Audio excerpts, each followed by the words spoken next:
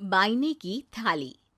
जानवी की जुबान पर बचपन से ही हजार सवाल और मन में हर चीज जानने की उत्सुकता रहती है, जिस वजह से वो अपने भाई की शादी में चल रही रस्मों के बीच भी मम्मी से सवाल पूछने लगती है। मम्मी, जब लड़की वालों ने आपको अपनी इतनी बड़ी लड़की दे दी, तो फिर भी उनसे सामान लेना गलत नहीं है क्या? इस पर कोई भी जानवी की बात का जवाब नहीं दे पाता और उसे इग्नोर करते हुए रस्में निभाते रहते हैं। शादी संपन्न होती है और भाभी घर आ जाती है, जिसके बाद जानवी के सवालों का सिलसिला अब भाभी के साथ शुरू होता है। भाभी, मुझे आज तक एक बात समझ नहीं आई, हमेशा सारे बलिदान वाले काम लड़कियां ही क्यों करे?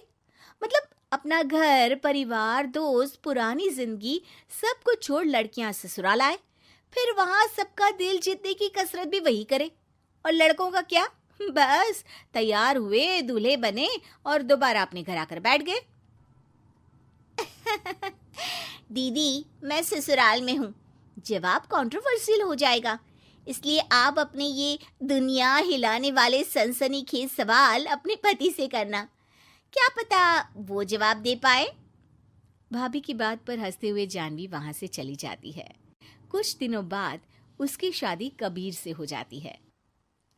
अब ससुराल में कुछ दिन तो जानवी किसी से कोई सवाल पूछे बिना रह लेती है, पर फिर एक शाम दरवाजे पर खड़ी सास को बुजुर्ग भिखारी पर चिल्लाते हुए देख लेती है। अरे मुझे पता है तुम सबके पास खूब पैसा होता है, पर फिर भी हम जैसे शरीफ लोगों को परेशान करना होता है, और फिर जब कोई पैसे ना दे तो तुम उसका खून भी कर देते हो। क्रिमिनल होते हो तुम सबके सब। अब जाते हो यहाँ से या पुलिस को बुलाऊं? ये सब देख अब जानवी खुद को रोक नहीं पाती। मम्मी, वो आपसे भीख नहीं, खाने की मदद मांग रहे हैं और आप उन पर इस तरह से चिल्ला नहीं सकती। आखिर ये भी तो एक इंसान है, और वो भी आप और मुझसे उम्र में बहुत बड़े। बाकी किसी चीज का नहीं तो कम से कम उनकी उम्र का ही ख्याल कर लीजिए। बहू का ऐसा रूप देख सास को तो जैसे शौक ही लग जाता है।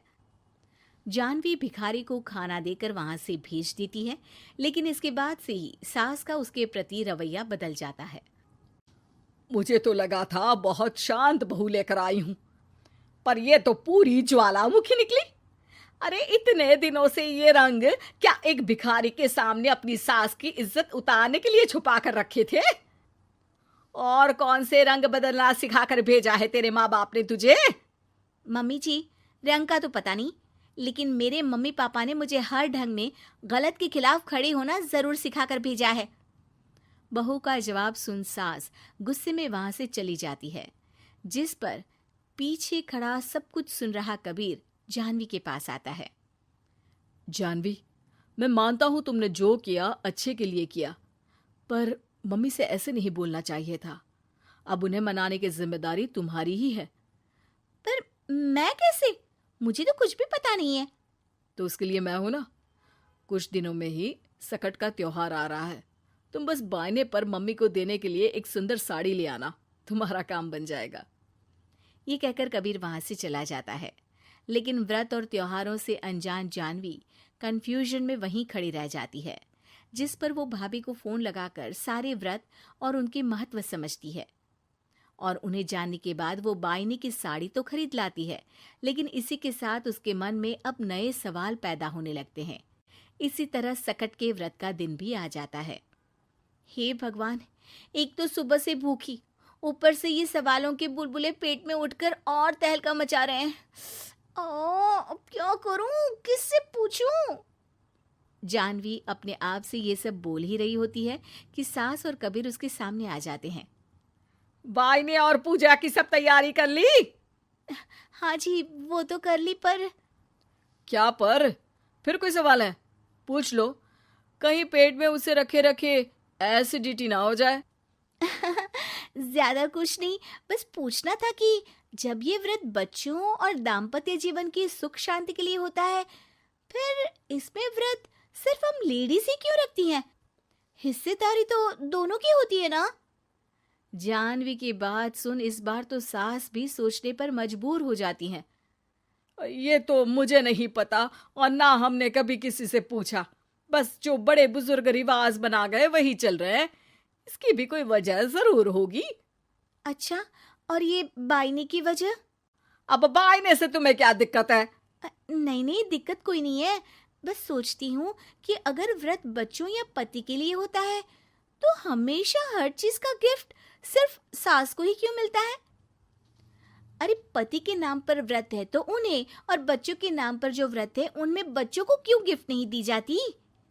जानवी का सवाल सुन इस बार सास भड़कने के बजाय शांति से उसका जवाब देती है। वैसे ये सवाल एक बार मैंने भी अपनी सासू माँ से किया था, तो जवाब मिला कि सास की वजह से ही पति मिला है, इसलिए एक थैंक यू और इज्जत की तरह उन्हें ये बायना दिया जाता है। और बच्चों वाला तो मुझे भी नहीं पता। बाकी इस बात की भी कंफर्मेशन नहीं है कि सासू माँ ने ये सिर्फ मेरे सवालों को शांत करने के लिए बोला था या ये सच भी है। सास के जवाब और जानवी के सवाल से अब वो दोनों ही कंफ्यूजन में हैं कि आखिर सच और वजह क्या है। अगर आप लोगों के पास इन सवालों के जवाब हैं तो कमेंट करके सबके साथ ज़रूर शेयर कीजिएगा।